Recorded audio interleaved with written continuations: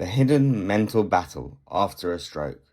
Hi everyone and welcome back to Forward Motion Fitness. Today I want to talk to you about something that people don't often see after a stroke. I'm now 2 years past my stroke. When people ask how my recovery is going, often they notice my physical progress I've made. But what many people don't see is the mental side of stroke recovery, and that's what I'm going to talk about today. I continue to do rehabilitation on my weaker side, which is my right side, before my stroke. I was right-handed, and now my biggest challenge is making myself use my right hand again. The strange thing is that my brain naturally wants me to do everything the easy way. My left side works much better, so every single day I have to consciously remind myself to use my right side instead. Whether it's eating, brushing my teeth, opening a door, writing, carrying something, or even walking, I have to stop and think. It isn't automatic anymore. Every task becomes a decision. Every decision takes mental energy.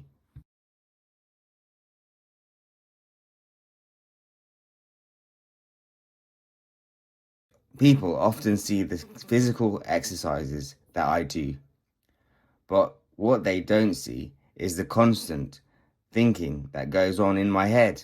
I'm always asking myself, am I using the right side? Can I do things differently? Am I giving my brain the opportunity to relearn? And that's what neuroplasticity is all about. I'm trying to rewire my brain. But by rewiring your brain takes enormous amounts of concentration, and at the end of the day, that mental effort can leave you completely exhausted. Then there's my communication. This is probably the biggest challenge in my life at the moment. I still have speech difficulties, and I often struggle to find the words that I want to say. What many people don't really understand is that communication isn't just speaking. It's emails, it's WhatsApp messages, it's texting, it's telephone conversations, it's replying to someone quickly. Everything takes so much longer than it did before my stroke. If you met me in person, you might not immediately realize I have a communication problem, and I can often hold a conversation, especially if I'm relaxed. But if you asked me to reply to an email, write a message, or explain something under pressure, you'll probably see my difficulties much more clearly. Sometimes I know exactly what I want to say. I just can't get the words out in the way that I want. And that is incredibly frustrating. Mentally, it can be exhausting. At the moment, I'm still not back to work because of these ongoing challenges. Recovery is my full-time job. My weeks are incredibly busy. Every week, I usually have at least 2 physiotherapy sessions. I also have an hour of hydrotherapy sessions where I do aerobic exercise in a pool. The water allows me to move more freely whilst continuing to challenge my balance, strength and coordination. I do boxing classes twice a week. I go to the gym. I complete my rehabilitation exercises at home every single day. Every session has a purpose. Every repetition is another opportunity to teach my brain. People sometimes think that recovery slows down after the first year. But for me, recovery is still happening every single day.